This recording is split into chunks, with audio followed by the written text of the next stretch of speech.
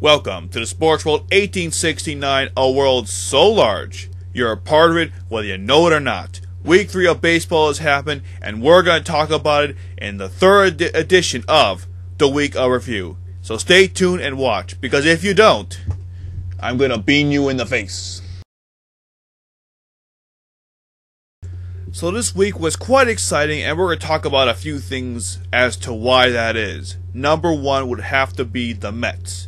The Mets won 11 in a row, then they lost a game, then they won again. Obviously the team's on fire and they're doing very well at this point.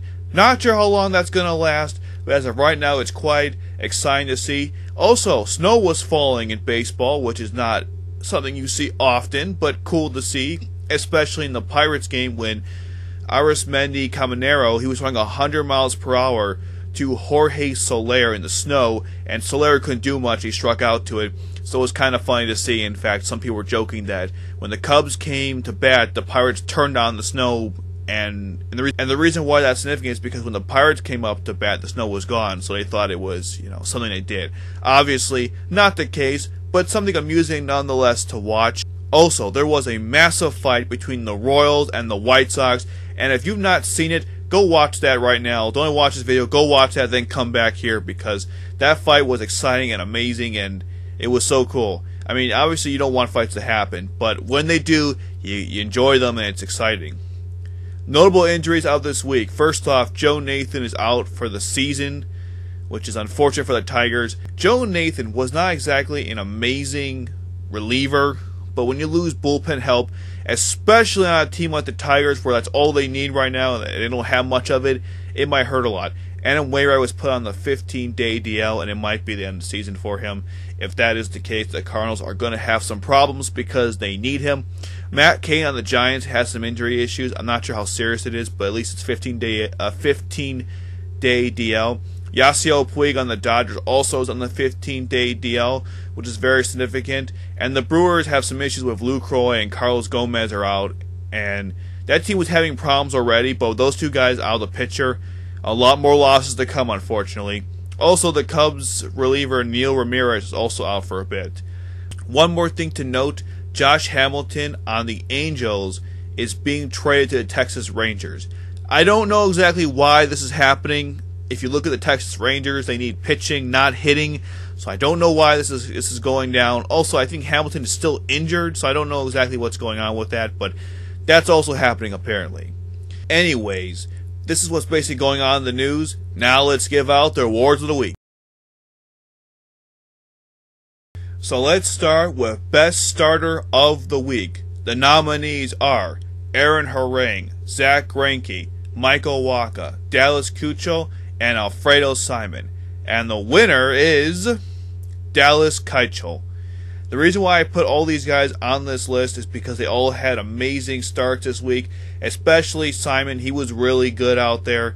And, of course, Michael Wacha, who outdueled Max Scherzer. Anytime you outduel Max Scherzer, it's very impressive, so he was on there as well. Zach Greinke is there because he always gives you a quality start, so I felt like he deserved it.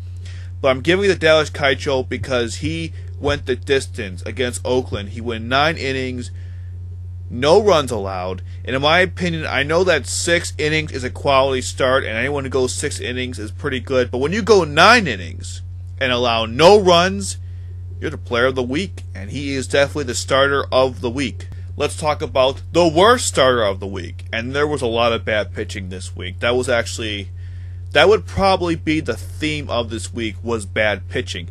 Anyways, here are the nominees for the worst pitchers of the week. James Paxton, David Price, Jorge De La Rosa, R.A. Dickey, Steven Strasburg, and C.C. Sabathia. Hard to see C.C. Sabathia in this category, but he's getting older, and he doesn't play as good as he used to. The winner is R.A. Dickey. Now, technically speaking, you could pick anybody on this list because they all had terrible starts. I'm picking Dickey personally because I'm a Blue Jays fan, so when I see Dickey go out there and give it 8 runs, especially after his team just picked up 2 prior, it's very frustrating to watch. David Price, he's going to have better starts. For some reason with the Yankees, he just has issues with them. Probably because he was on Tampa Bay and they saw him a lot. Although some of the players on the team then didn't see him back then. So I'm not entirely sure what the issue is, but he had a pretty bad start. And Jorge De La Rosa is bad, so putting him on here is just for technically speaking. But Dickey, I'm putting him on here because he normally is very good, and well, that's not true. He's not normally very good, but he's decent. But that start he had was terrible. That's all I'm going to say. It was absolutely terrible, and the Blue Jays getting him in the first place was a mistake. But that's another topic for another time. The point being here is that he is the worst starter of the week. Best reliever of the week, and there are a lot of people.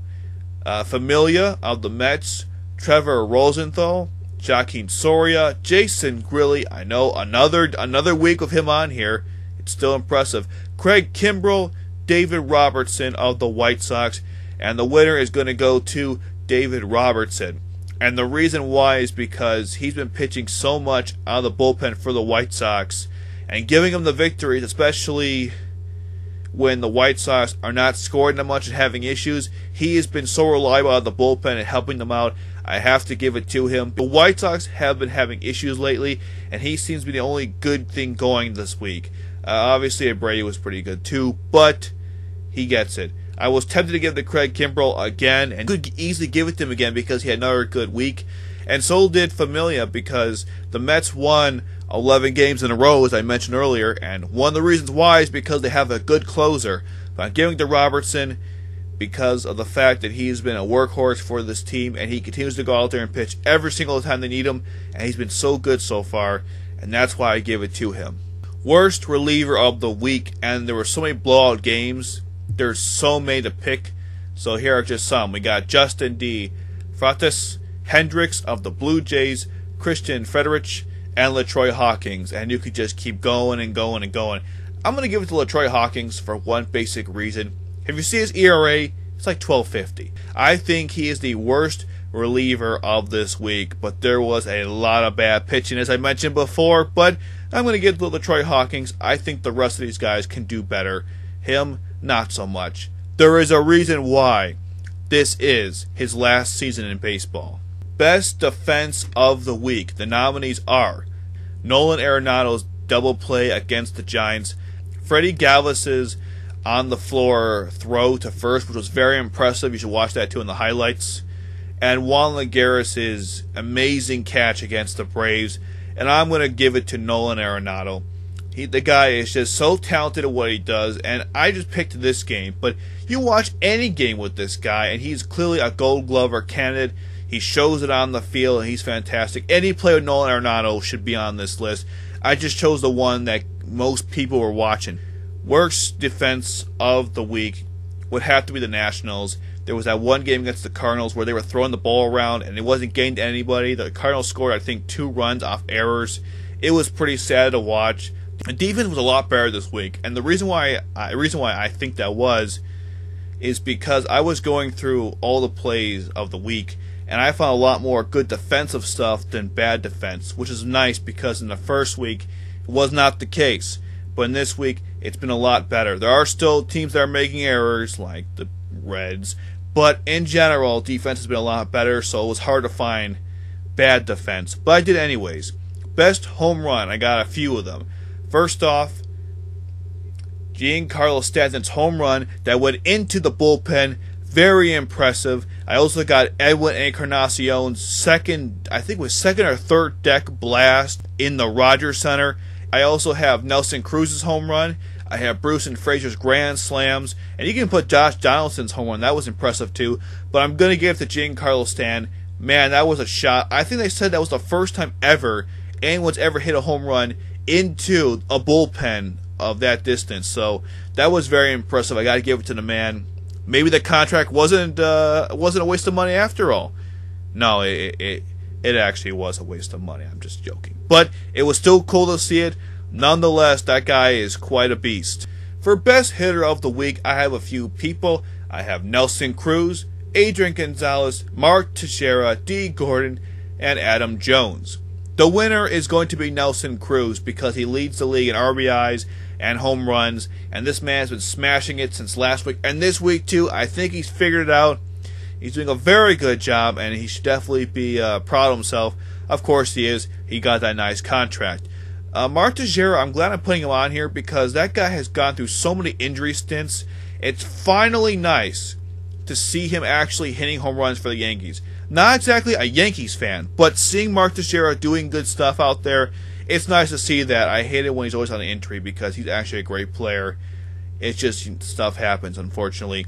D. Gordon's doing great on the Marlins, which of course makes the Dodgers look even worse for trading him. I still do not know why they did that, and I'll never know why they did that, to be perfectly honest, because he's having a great year with the Marlins, and the Marlins do go all the way, and the Dodgers do not. This might be why. Worst hitter of the week. We have Marlon Byrd. What a surprise. Daniel Murphy, Jason Worth, and Chase Utley. And there were so many other guys I wanted to put on here, but I picked guys who should be hitting well and are not. So, and guess who the winner is? Marlon Byrd. I know he homered in a game against the Brewers, but that was the Brewers. This guy has done nothing. He comes out there just to get the K. I don't care how much defense he shows. The Reds got him for the offense. It's not there. At least Worth is drawing walks. I think Utley has more home runs, and Murphy is just having a bad time. But Marlon Byrd is just bad, and he is definitely the worst hitter of the week. The last award I give out, which is Jerk of the Week, and I actually was going to give it to Adam Jones because he feuded with Batista in that one game, but no, it's going to Yordano Ventura for the third consecutive time getting into a team fight with whoever he's pitching against. First it was the Angels, then it was Oakland, now it's the White Sox. He got a 7-game suspension because of it. Him and Herrera. Of course, Herrera is on here too because he's on that team. Maybe I should have said the Royals get Jerks of the Week because that whole team has been attacking everybody. I know they don't like getting beaned, but stop beating people. It's ridiculous. And Ventura, like I said earlier on, there was a fight between the White Sox and the Royals. He was responsible for that, and once again, you should watch that video clip because it was very exciting to watch live and even in video. It's something to note. And Ventura is definitely a Jerk of the Week again. Although he's suspended for the next week, so I'll have to find somebody else. So that's the end of the third edition of the Week of Review. If you liked the video, please throw some heat at the like button. Thanks for watching. I'll see you next time, and have a great day.